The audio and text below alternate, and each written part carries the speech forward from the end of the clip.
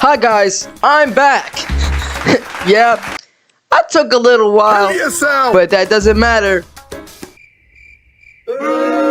Here's a video or something, man. I don't know how to start this out, man. I'm a fuck like. No.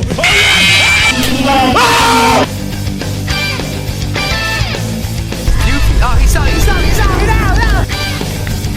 out. Please stop. I tried to push it. Quick. Wait! Whoa!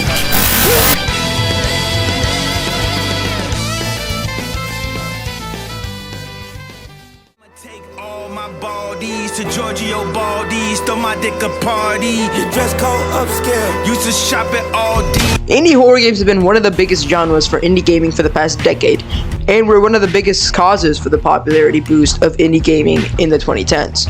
Big hits like Granny, Hello Neighbor, I think Bendy and the Ink Machine. Look at this, guys. Titanic. Lethal Company. What? And many more have come out throughout these years and influenced a lot of other indie games. But today I'm only here to talk about the big three of indie horror games, the most loved, popular, and influential. Ladies and gentlemen, please welcome Amnesia, The Dark Descent, Slender, The 8 Pages, and last but not least, Five Nights at Freddy's. We'll go over these. Oh shit. We'll go over these 3 games on 4 different subjects: the game itself, popularity, influence/impact, and the conclusion. Also, I'm not going in depth on any of these game stories or lore. My brain can't comprehend any of that. Oh shit, I have a bag of Milky Way.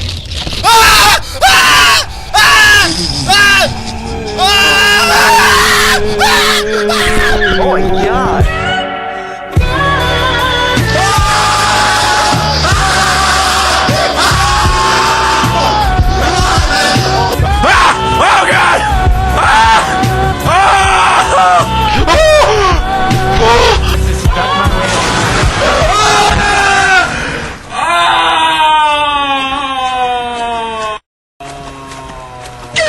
Amnesia: The Dark Descent, released September 8th, 2010 by Swedish indie game developers Frictional Games, was an indie horror game that forever redefined indie horror gaming and survival horror gaming as a whole. It was one of the first horror games to focus on psychological terror instead of throwing jump scares at you every 10 seconds. Now that we're done introducing the game, I think we can move on into the game itself, starting with the gameplay. Daniel, the amnesiac. How do you say this? How do you say amnesiac? Amnesiac. Oh, I got it. Daniel, the amnesiac protagonist of the game, wakes up in a dark, ruined, and gothic-type building known as the Brennenburg Castle. I think that's how you say it. I don't know. With no memory of his past besides his name, the fact that he lives in Mayfair, London. Boy, why are you disrespecting me, bro? My mistake, original gangster. No, this cannot be forgiven. Now empty the compartments of your pantaloons. For what purpose? I discarded you for what purpose? And that something is hunting him down. The only idea or clue he has of his situation is a cryptic note he wrote for his former self, talking about he purposefully wiped his memory to keep his innocence. The note also encourages Daniel to get into the inner sanctum, I think, to kill Alexander, the Baron of the castle, to stop all evil he's done. Daniel goes on to explore the castle, having to complete puzzles, find more notes, and maintain his sanity whilst trying to run and hide from monsters. Yes, run and hide from monsters. That seems like a pretty normal mechanic for most of you, but back then, most indie horror games usually gave you an ability to fight back. Amnesia: The Dark Descent was the first game to popularize the run and hide mechanic in the horror game genre. Anyways, back to the game. Daniel goes on to collect more notes and diary entries, which slowly reveals the events that happened to put him in the situation he's currently in. Daniel then gets caught by a gatherer and locked in a cell, having 2 options: to escape and get to Alexander, or stay until he dies. I probably explained that shit so fucking horribly, I'm so sorry.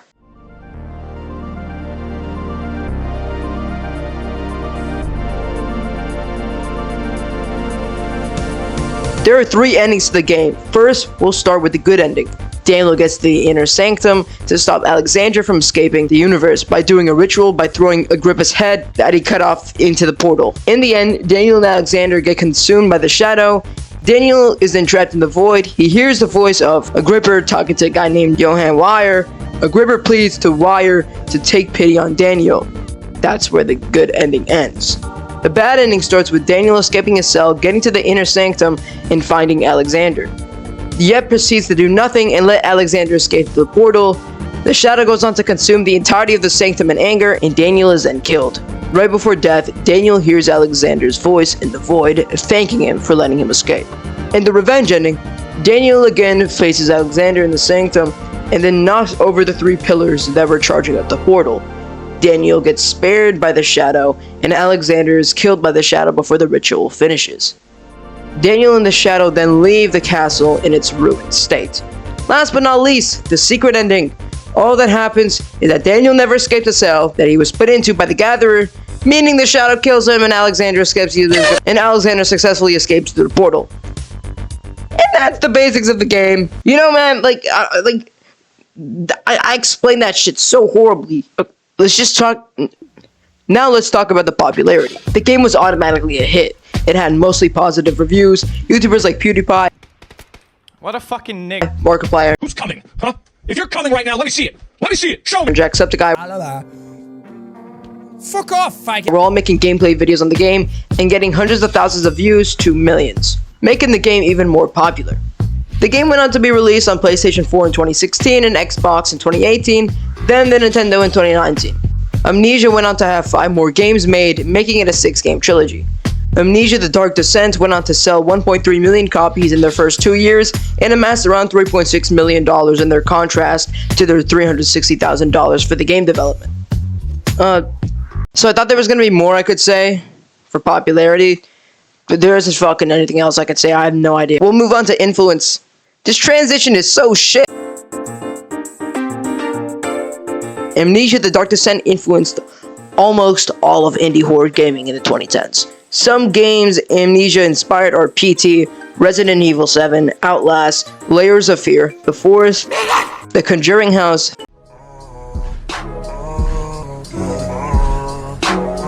Phasmophobia, etc. It even inspired some of Slender Man too. Those inspired games then went on to be influential in their own ways, mostly Slender Man, The Forest, Outlast, and Phasmophobia. Which is crazy to think about. Most of this all started with one game that was mainly produced by 3 people.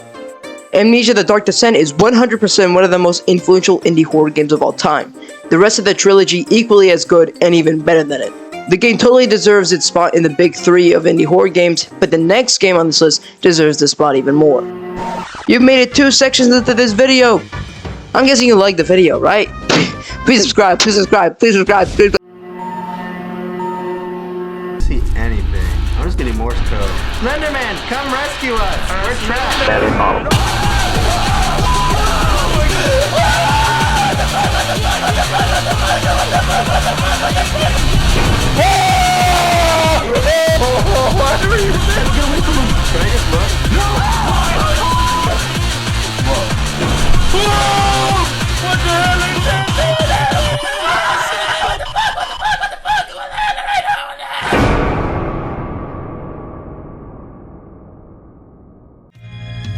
Slender: The 8 Pages is a game released on June 26, 2012 by Mark J. Hadley. I think it's Hadley, right? The game was based off a creepypasta made by Eric K, also known as Victor Surge, in 2009. The creepypasta was posted on a website called Something Awful during a Photoshop contest. Something Awful, for those who don't know, Something Awful is an American comedy website that hosts blog posts, articles, edited pictures, reviews on media, etc. Alright, we're going off track, back to the game. Slender: The 8 Pages follows a simple idea. You walk around a forest at night with a flashlight, whilst getting hunted by Slender Man, a tall and thin humanoid figure with a white head and face wearing a black suit. Whenever Slender Man is near you, it would make a loud noise. The noise sounded a bit like piano keys. The screen will slowly turn into static the longer you stare at Slender Man or be near him. You can turn your flashlight off so it's harder for Slender Man to see you, thus making him leave. That took 5 fucking attempts, by the way, to say. I hope you know that. The objective of the game is to find 8 pages scattered around the forest. Usually pages are in ruined structures. Slenderman will begin hunting you after the first page. The more pages you collect, the more Slenderman will appear throughout the game. If a player does find all the pages, they will be given the task to escape, though will always be inevitably taken by Slenderman. The game is simple, yet totally terrifying back then.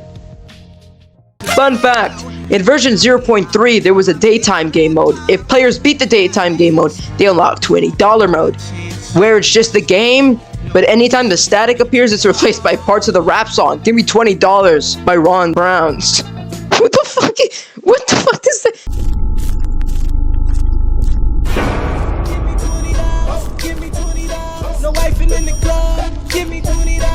In version 0.97, $20 mode was removed due to copyright.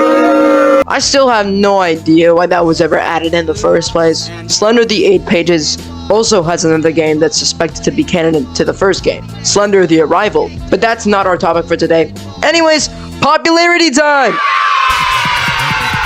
Slender the 8 Pages had the craziest popularity back then. It was 100% the biggest creepypasta and still is to this day. Gameplay videos were made by everyone. It used to be the scariest game back then. Now, you could say, oh, the game and the creepypastas are 2 different things. Now, technically, you're right, but Slenderman was always shown in a forest-like area, and he was first portrayed in a forest in the game. So yeah, technically it's both the game and the creepypasta doing this, but that's besides the point. Slenderman even had fan songs made about him in the game. Slenderman was huge. I started to believe this industry can get more shallow. Yet another horror came its way into my shadow. Tall and pale, bald assailant, teleporting round a map. But instead of leaving victims dead, you give their ass a slap. Are you serious? I'm furious. People are really fearing this. We're starting to remake this, but recapable that equate to be period. That's nearly it. I was having each leg to crumble. Your foundations, I'll step in my elementary for some real education. Everyone around the world could recognize the infamous tall white guy. Kids everywhere believed Slenderman and were scared to go into forests, me included. It went so far that on May 31st, 2014, 2 12-year-old girls went into a forest and went on to stab their friend 19 times in the name of Slenderman while playing hide and seek. A few hours after the attack, the girls were apprehended by the cops around 5 miles from the area that the stabbing happened. The girls had the knife with them, yet went on to lie and say that they were there to visit Slenderman at his home, called the Slender Mansion. What the fuck is that? The police obviously knew that they stabbed the girl. One of the girls, Geyser, showed zero empathy to stabbing the girl, while the other, Wire, was displaying guilt for the stabbing of their friend. The girl left the hospital 7 days after the stabbing and returned to school months after. Wire was sentenced to 27 years in the mental institution. She was released 7 years after, though she's to be under supervision until age 37. Geyser was sentenced to 40 years in a mental institution. This incident then caused moral panic to occur over Slenderman. Wow, that was a lot, but hopefully it makes it easier for you to understand the severity of Slenderman's popularity. There were also positives of Slenderman's popularity, like its huge influence on horror gaming forever. Speaking of influence time! Slender the 8 Pages is the most influential game on the entire list. The game influenced games like FNaF, Baldi, SCP Containment Breach, Fight me, demon! Get out of here, brothers! No! and literally gave birth to the existence of Granny. All those games are extremely massive hits who went on to influence even more, FNaF, Granny, and Baldi especially. In short, Slender the 8 Pages is basically the Kanye of indie horror. It was a Jewish... Slenderman even got its own movie, which was absolutely shit. But that's besides the point. Slenderman in Slender the 8 Pages influenced horror and still is influencing horror to this day. It claimed its spot as the most popular creepypasta of all time and most influential horror game of all time. And now, onto my favorite game or franchise on this entire list.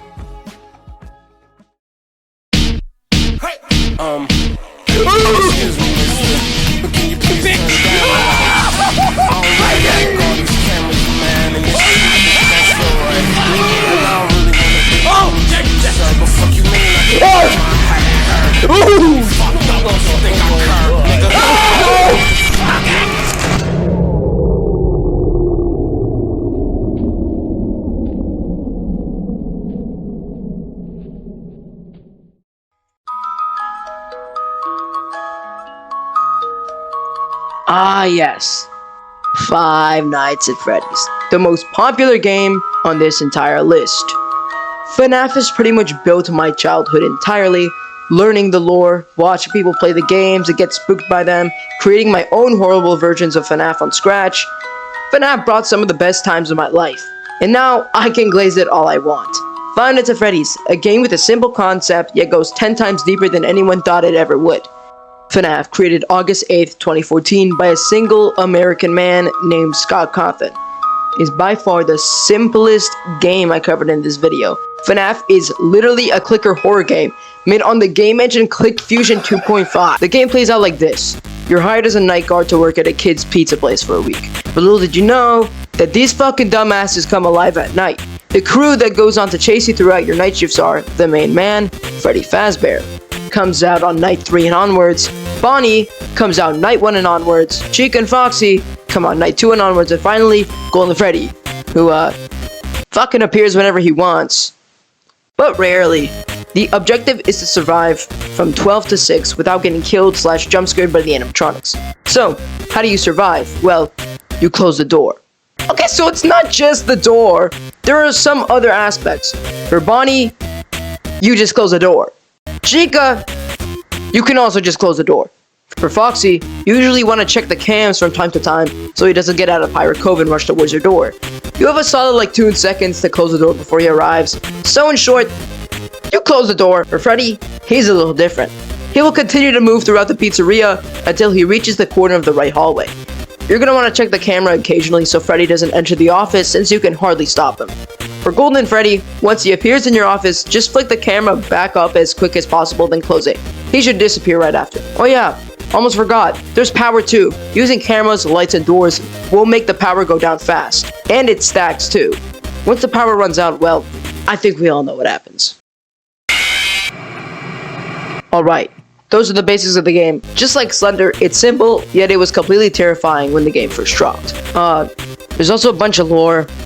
I ain't talking about all that. Anyways, people love the first game, so Scott made a second one, then a third, then a fourth, which is probably the best one in the first 4 trilogy. But then he dropped FNaF, but then he dropped Sister Location, a spin-off you could say, then FNaF Pizzeria Simulator, then Ultimate Custom Night, then he made Help Wanted, the first VR FNaF game, then he made a Halloween Deluxe at Help Wanted, Security Breach, then Security Breach Ruin, which is a deluxe, and then Help Wanted 2. Oh yeah, there's a movie too! Oh wait, I forgot Fury's Raid. As you can see, people love FNaF, but just how much did they love FNaF?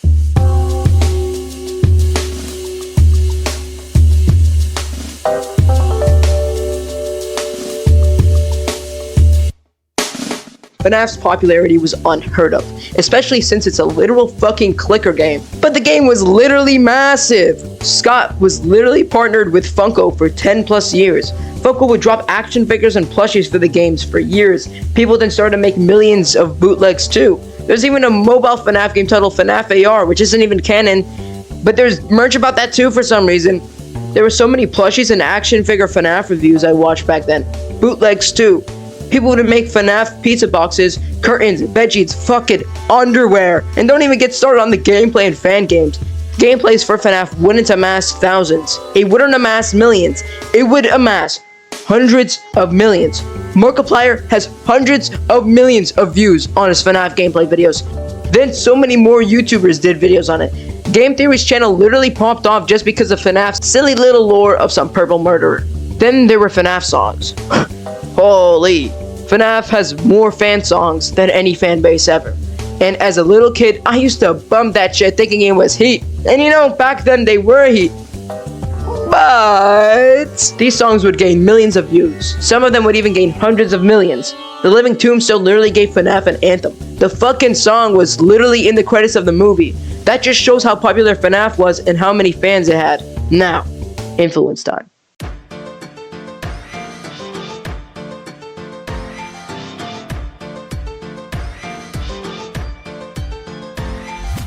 FNaF is the second most influential game on the list, and it's really close to being first. FNaF made mascot horror a niche genre into one of the biggest horror genres of the 2020s. FNaF influenced games like Baldi, Dark Deception, Tattletale, and a little bit of Duck Season, Poppy Playtime, some of Hello Neighbor, etc. And that's not even close to finished. FNaF has the most fan games out of every video game ever, excluding Friday Night Funkin'. I don't count those as fan games. And the fact that the fan games are actually good and extremely high quality, as I said earlier, FNaF is literally the reason for the popularization of mascot horror games. And I can't even begin to talk about how many mascot horror games FNaF influenced that popped off on YouTube. It's literally insane to think about. In conclusion, Five Nights at Freddy's is the most popular indie horror game of all time, and second on influence. FNaF has built so many people's childhoods, mine included, and it's just so cool to know that one man did this. That one man made hundreds of millions happy.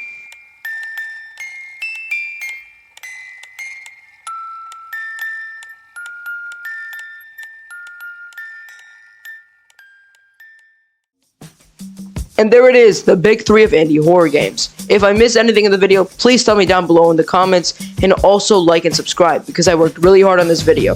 Let me know if you guys want more of these big three type videos, but on different topics, like maybe video games in general, creepypastas. I don't know. It's been Damped, and I'll see you in the next one. Bye-bye.